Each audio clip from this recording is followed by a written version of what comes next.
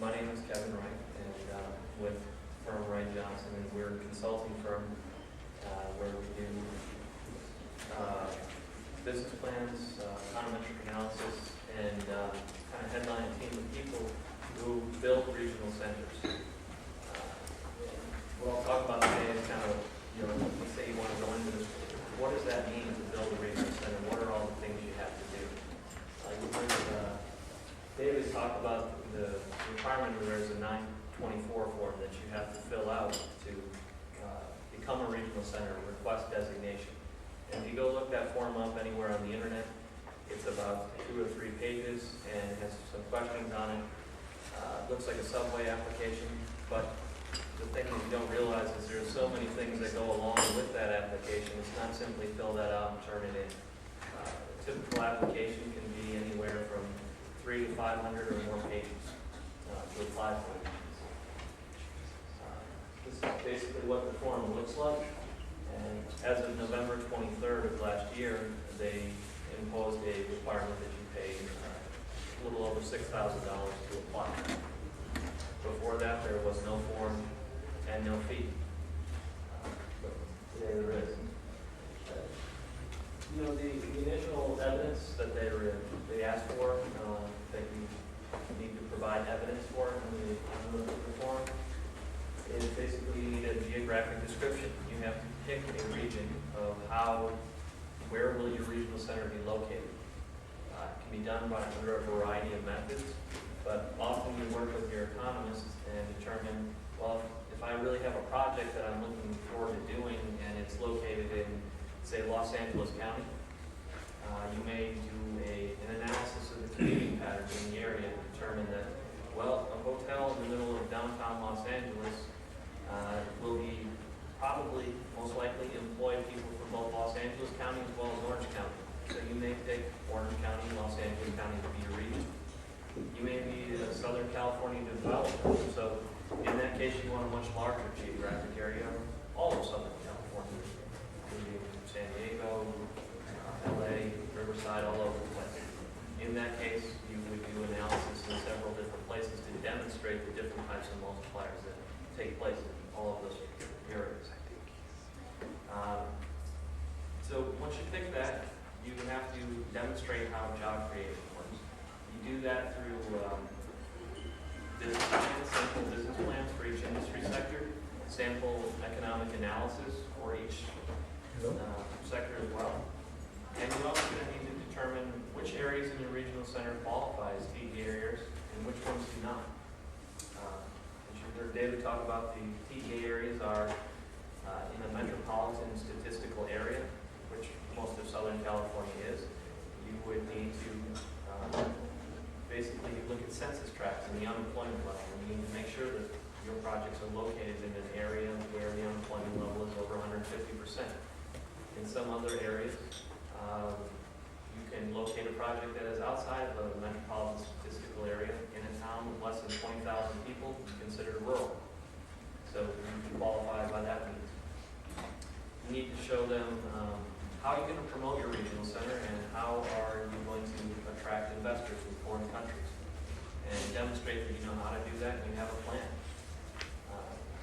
And that you're going to do it legally, and then also that you have the financial backing to be able to carry out that plan.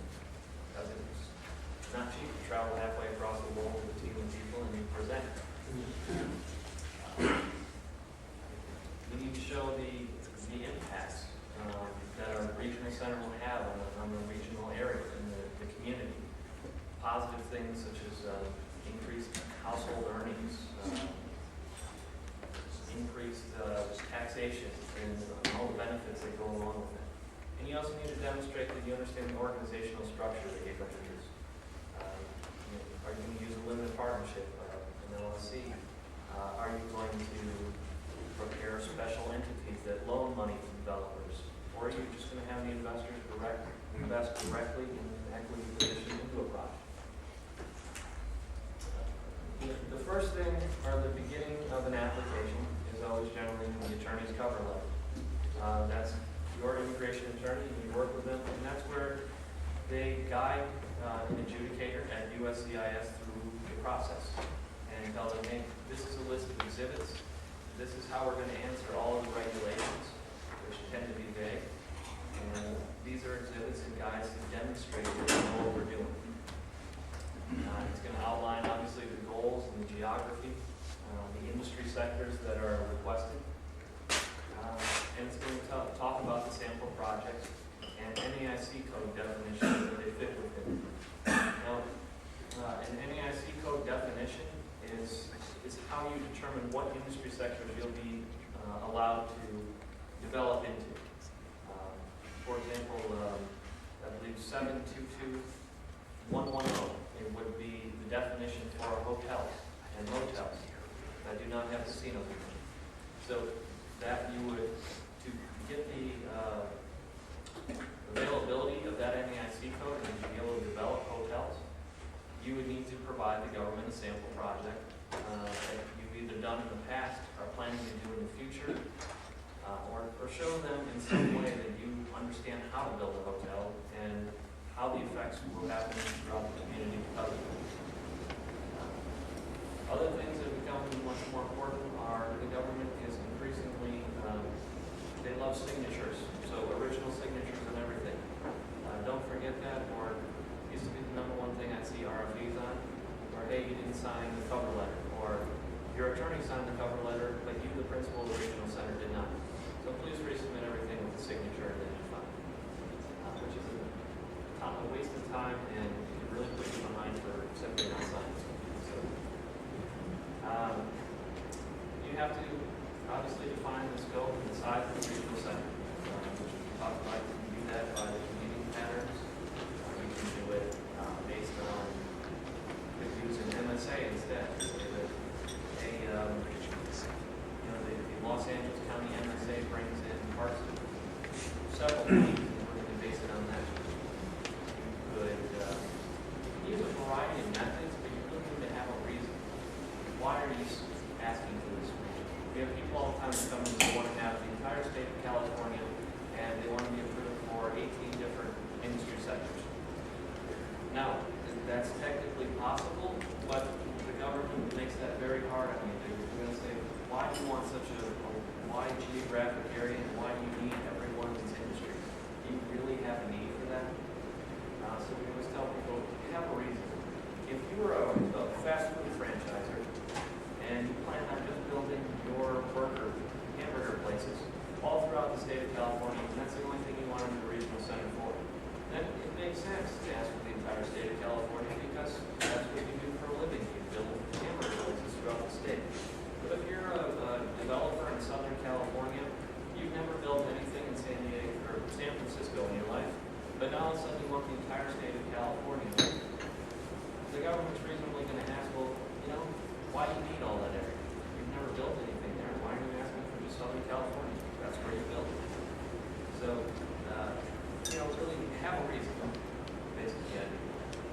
You're going to need to demonstrate to the government that you understand the geographic area by providing the maps and also identifying the TEA areas, and most likely mapping out those areas in advance. Show them that you understand in Los Angeles County which areas qualify as TEA areas and which ones don't. Understanding that changes year from year to year, but in the beginning, they look for an understanding that you know what the TEA is and what it is not. And a good way to do that is to map them out. And then go to the government's website and get those. Speaking of TEAs, again, a rural designation is TEA, qualify as any area that is not in an MSA that has a population of 20,000 or less. Much more prevalent in, say, Wyoming than it's going to be in Los Angeles. There is no rural areas, obviously. A metropolitan statistical area is it's a designation given to all areas of the United States. Either are or not. You can go simply on Google and type in Los Angeles County MSA or California MSA. Many maps will show you exactly where the regions are that are encompassed within those and where they're not. Within those MSAs, they're divided by census tracts. Everywhere in the U.S. is divided into census tracts. You can look up census tracts.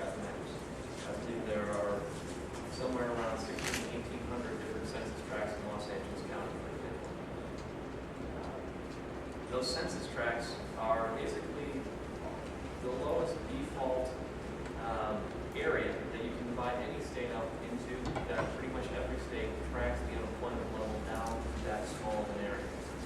So when you identify a project, the first thing you want to do is look up the census tract and see, well, what's the unemployment level there? If you need to hit 14.65 unemployment level qualified as a TDA area, that's the first thing you want to look up. It's very hard to sell a project that is not located in a TDA area. Why would an investor invest $1 million when they only have to invest $500,000 in order to get a green card? Their goal isn't to make money or a huge return off this, it's to get a green card. So they do that at the lowest number possible.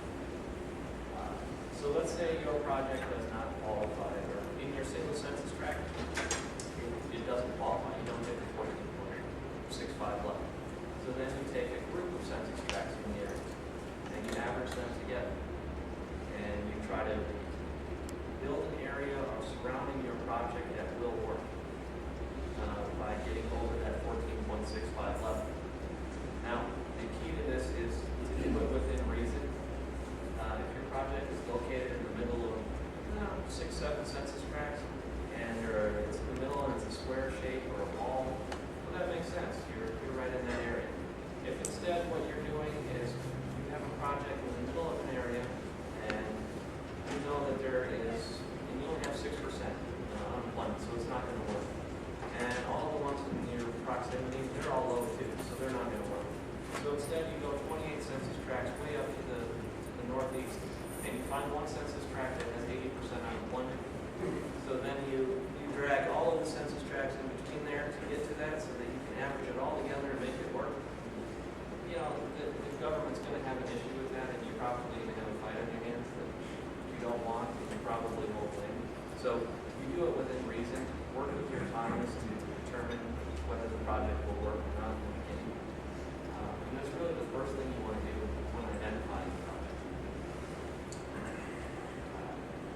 You know, there's a difference in terms of a specific project versus an application in identifying these TDA areas. In an application, what we would generally do is want to go in and identify all of the TDAs in a given area that you're applying for. That doesn't mean they're not going to change the next day, or by the time you get a specific project you really move forward with.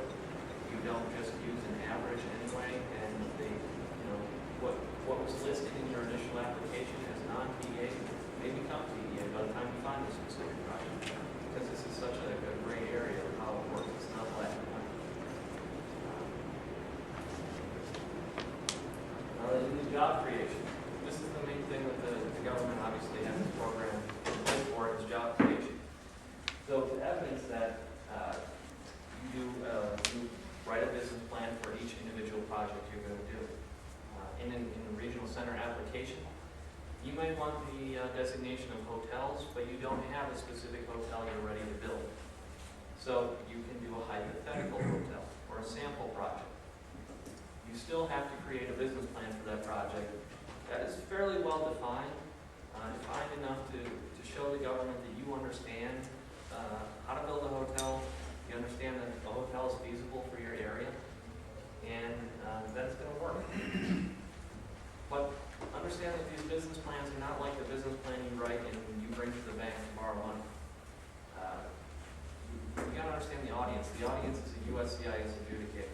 What they care about is job creation, growth of the economy, and proving that each individual investor will invest $500,000, and that $500,000 will create 10 jobs. Although you obviously would put it in there, the return on investment, or whether the investor actually is going to make money, is the last thing the adjudicator cares about. That's kind of the difference. When you go to a bank, what do they care about? They care about numbers and will this business work? Does that make sense? On the USCIS side, it's more about job creation and the flow of money, and have you evidence that flow of money really will create these jobs. We tend to be visual when making business plans. A lot of pictures, a lot of renderings of different projects, and really try to get the adjudicator to understand or visualize the project in their head. Understanding that most of these adjudicators probably were not developers or business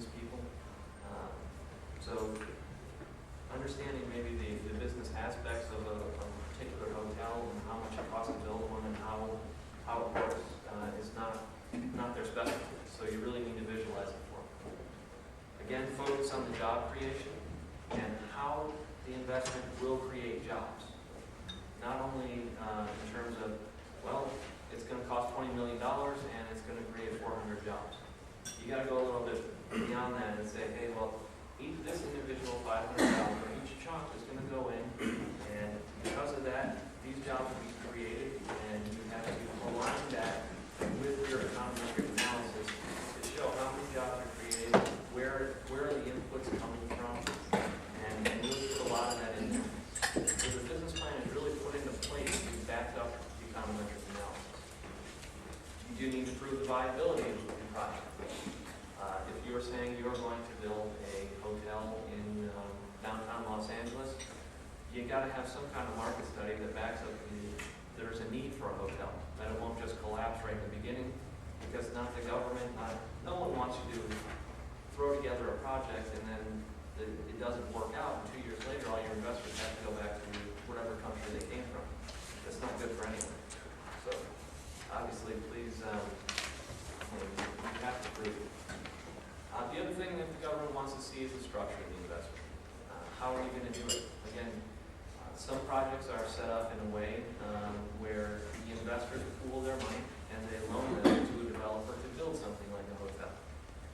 Whereas others are simply set up straightforward where the investment or the investors invest as an equity partner with the developer and become part owners of that hotel.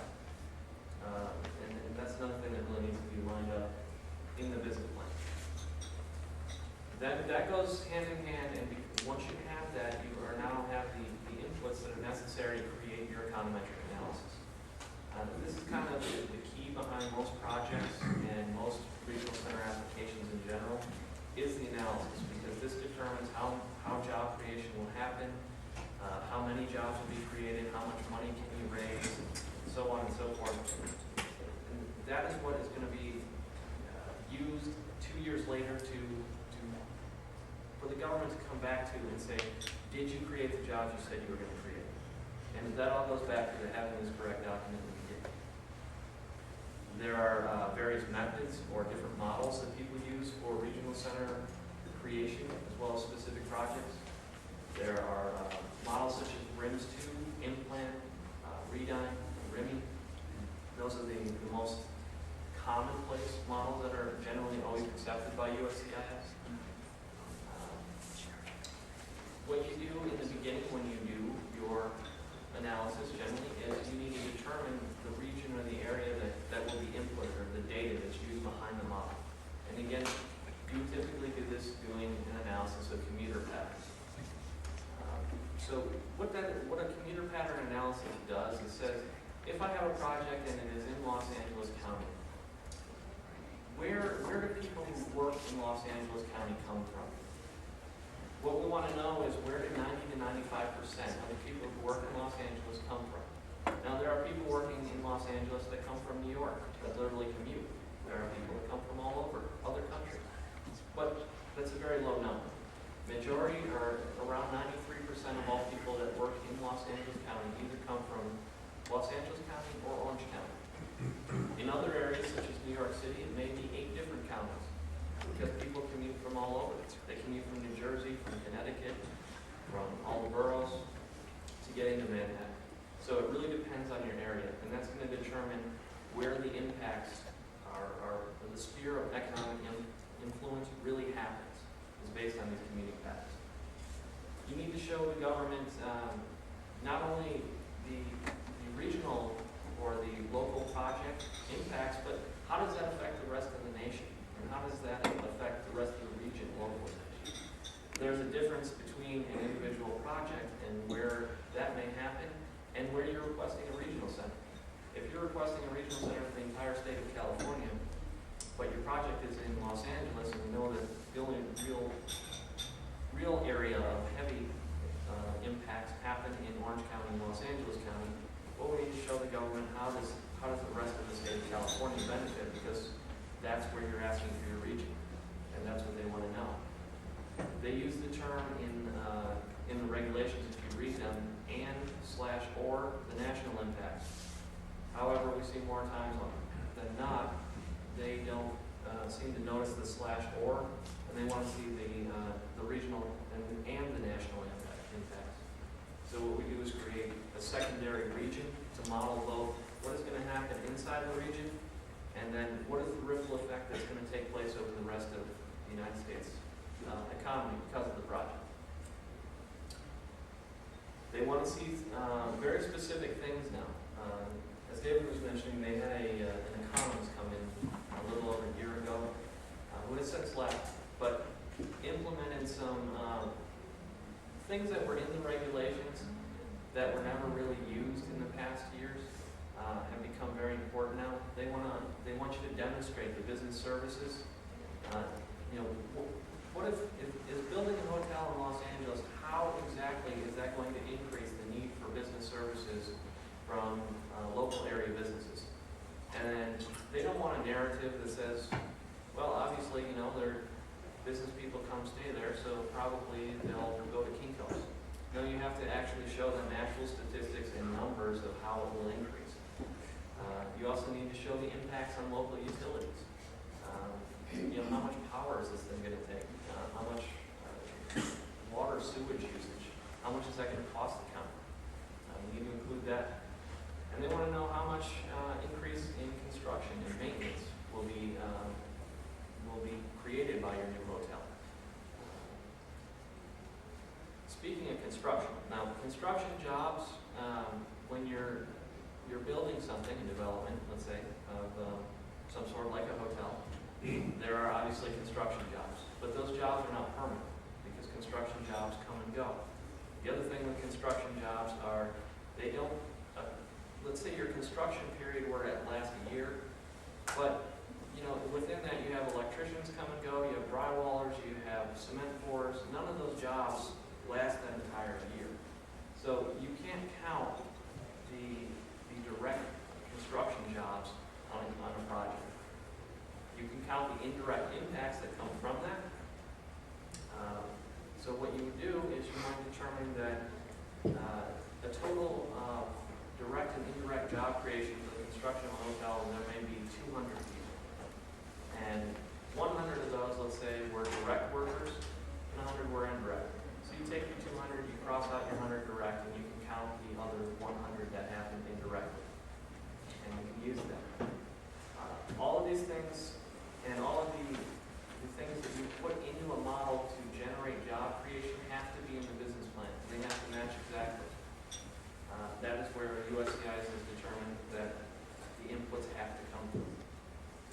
And to give you a little idea of what a direct job is versus an indirect job, there are three basic categories of job creation that count. That's direct, indirect, and induced jobs. Induced is kind of a subset of indirect jobs. But basically, let's say you have a restaurant. Inside your restaurant, you have a bartender. And that bartender is a direct employee of the restaurant. Then you have people who deliver kegs of beer to the restaurant. Those are indirect employees, or people who are in the supply chain, delivering products to the business. Then when your bartender leaves work, picks up his paycheck, and goes to the grocery store and buys groceries that night, he's helping to employ people at that grocery store. That's an induced job. And you are allowed to count those impacts as well towards how many jobs you can have for your project.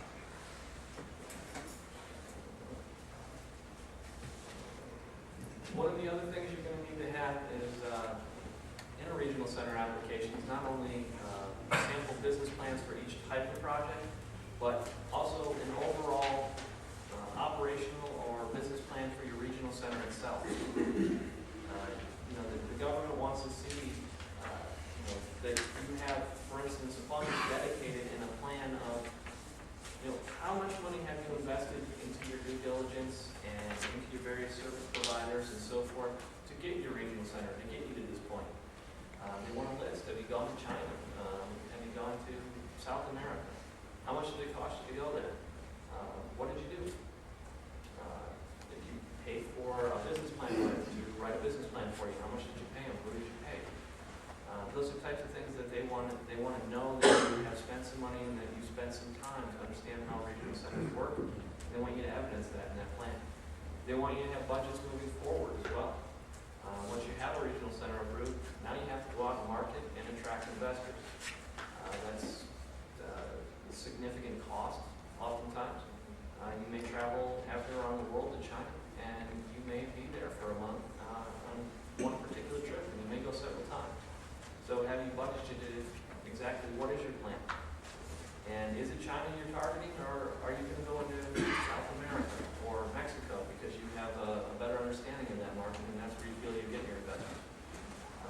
the government wants to know that you know what you're doing.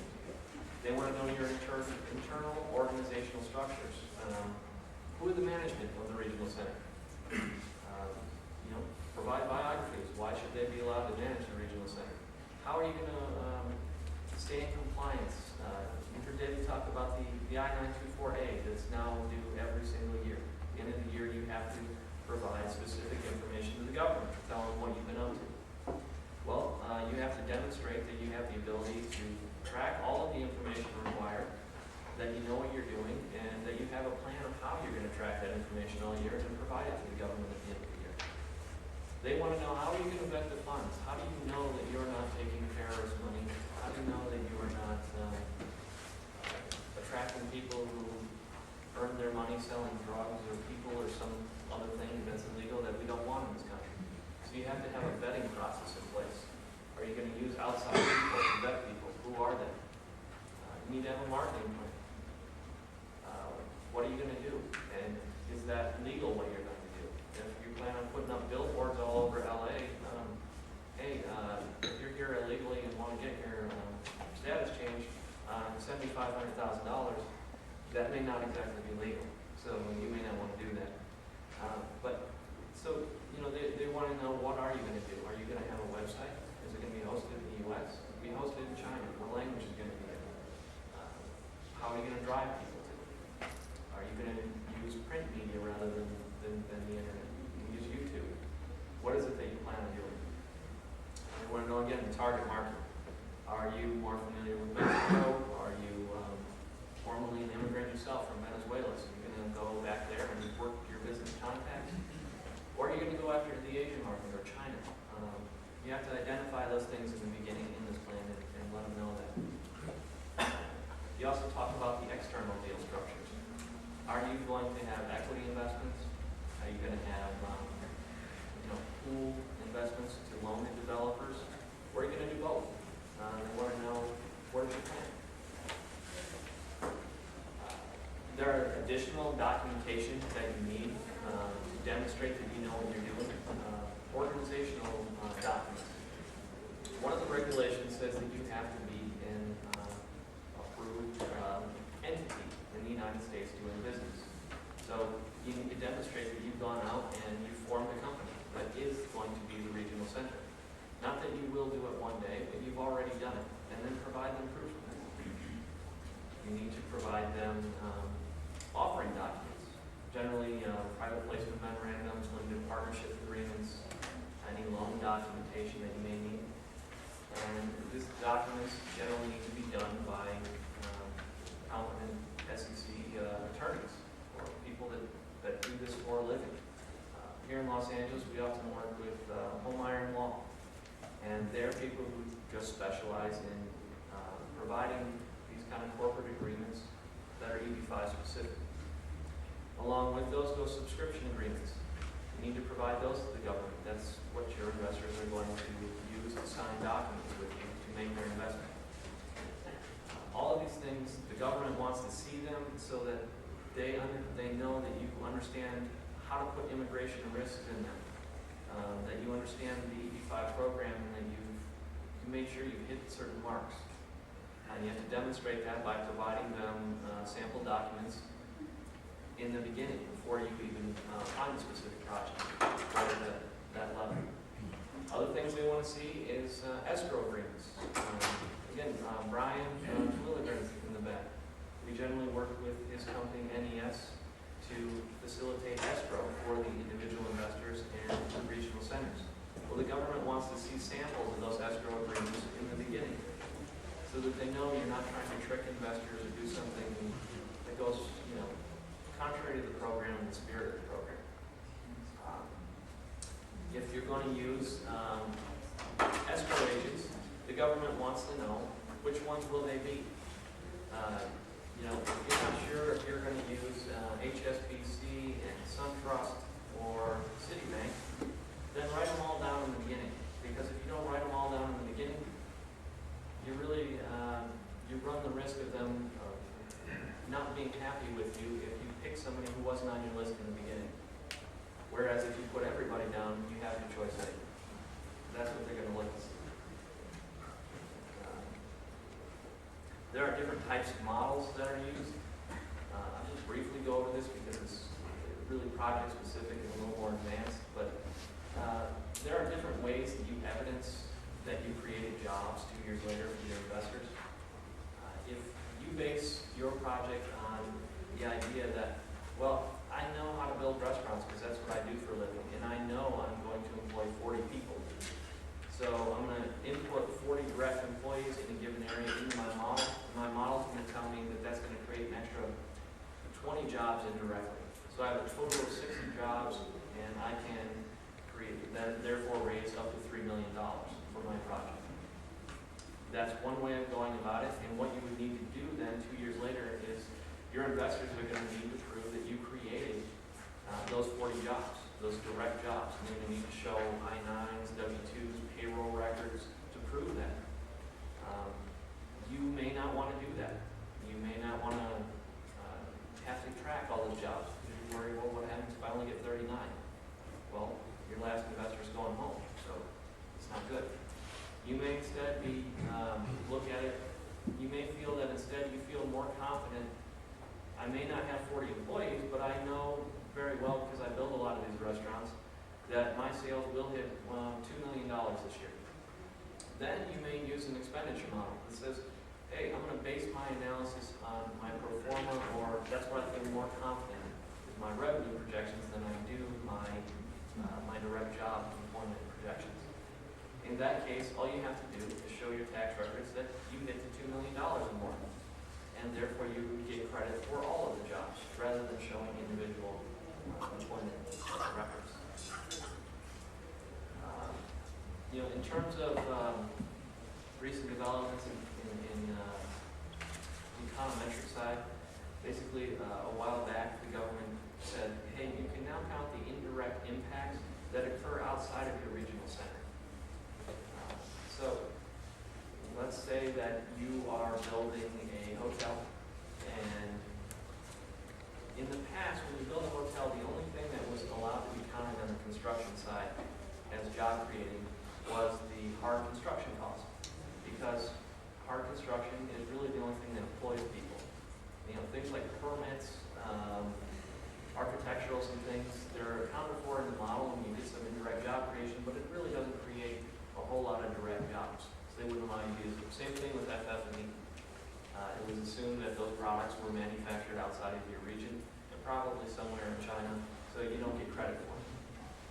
Now, if you could show that, hey, I'm ordering 500 mattresses, and I'm going to pay $100 per mattress, and I'm ordering them from a company that manufactures them here in the United States, even if it's completely 1,000 miles away, you can now count that money that you spent, and you can get the indirect impacts of job creation based upon that. Because anywhere in the United States where the indirect impacts occur, you can get the job creation benefits from them. There is new increased emphasis on the viability of the projects. Beforehand, a couple of years ago, the government basically looked at it as, well, we have a checklist, and as long as you meet the immigration requirements, you're good to go. Nowadays, they seem to almost be vetting the projects. They want you to have proof that you've done studies and some kind of third-party verification has taken place that just because you make a statement that it's going to cost $20 million to build a particular project because you're a developer and you know this is what you do all the time. The government no longer takes your word for it. You need to provide third-party statistics of some sort to back up your projections of what it costs. Again, the USCIS, they're now hiring what they call a slew of economists to come into and review some of these models, because currently they have no economists there. It's left to an adjudicator. Adjudicators were taught the basics of how to use a RIMS 2 model, but they can't use an in-plan model or a RE9 model or a RIMI model. They really don't know what they're doing, so they just kind of have an idea of what they've seen beforehand, and does that make sense, or is that in line with what the regulations say? Well, now they're hiring economists and putting together teams in preparation for these expedited applications. And when a team reviews it, you'll have an economist on staff that can understand the model, and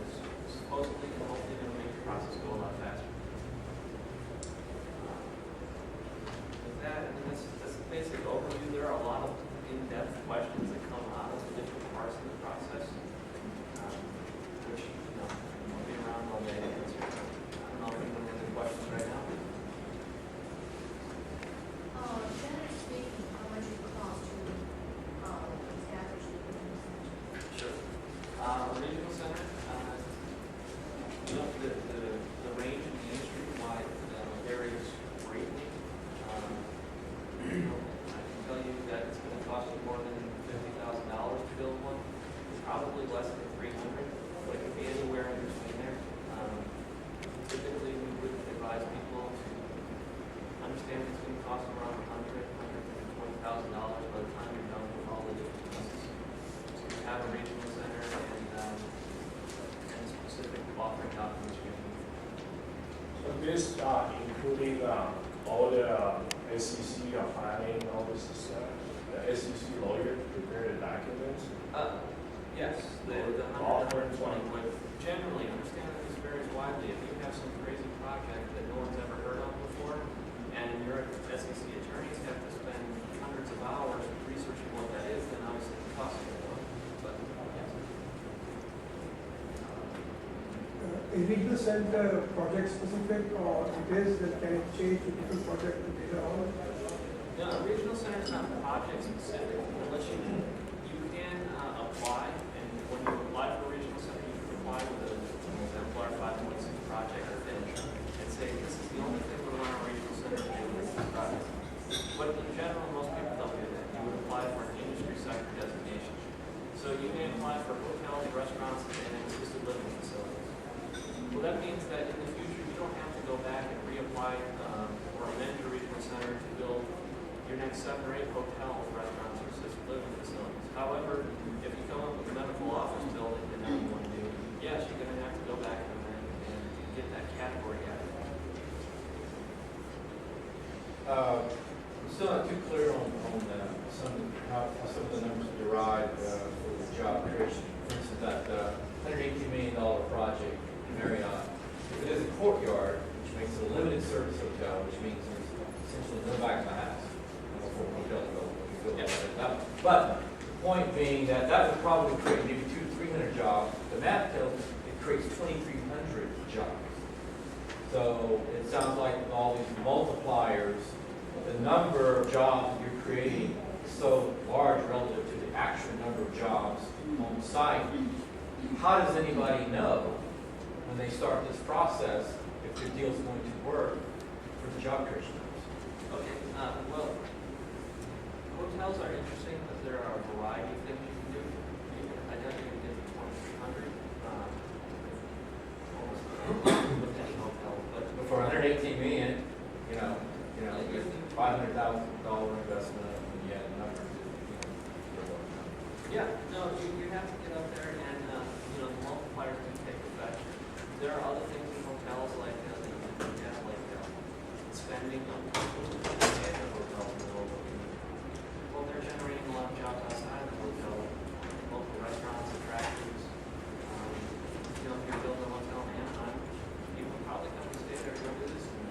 So this is really benefiting from your hotel.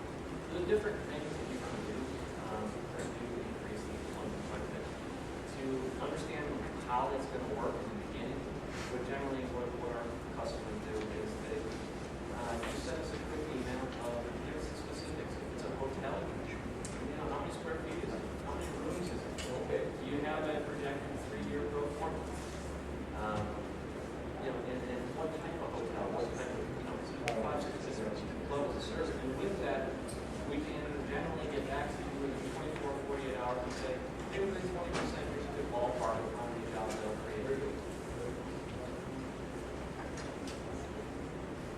On EB-5 money coming in, do you have a feel what percentage of the investment in the real estate which is non-real estate? Majority of the projects currently are on real estate basis. There are. And the project doesn't work out, then what happens to, what's the downside? If you take the investment money from the foreign investors. After approval and all that, and you implement the project, but somehow in the market, the economy, all the money. If you, there are 2 different not working out scenarios. The first one is that you your project, it limps along, you get it up, you get it going, and you create the jobs you said you're gonna do, and for a couple of years, and then everybody gets their green card at the end of the second year, and then, but you still have the investor's money, let's say, till the end of the fifth year. During that period, if the project crashes, well, the investors, they get to stay here in this country, but they lose all the money. That's how it works. If the project fails in the first 2 years, not only do they lose all their money, but they're going back to their home country for all their own country. So they're going to be very dependent. The other thing to consider is if you come up with another project later in your regional center, it's going to be very hard to go back to that market and market another project because everybody knows you're the guy who got all this other people from us. What is the recommended date from? There's no number, set number. There is the amount of funds that it costs you to build it at that point, and then there's no set number at all. It can be whatever it is. You just have to report it. And there's the second side of it. How much should you have set aside the budget to market and so forth, and keep your regional center going until you become profitable as on its own. Again, there's no set number. We generally tell people I want to put $75,000. There's an average number in there. You go with a number like $20,000, it's not really viable to operate in the market. But you don't need to have $500,000 set aside. But it needs to be on that limited partnership structure. Well, the budgets we're talking about are held at the regional center level.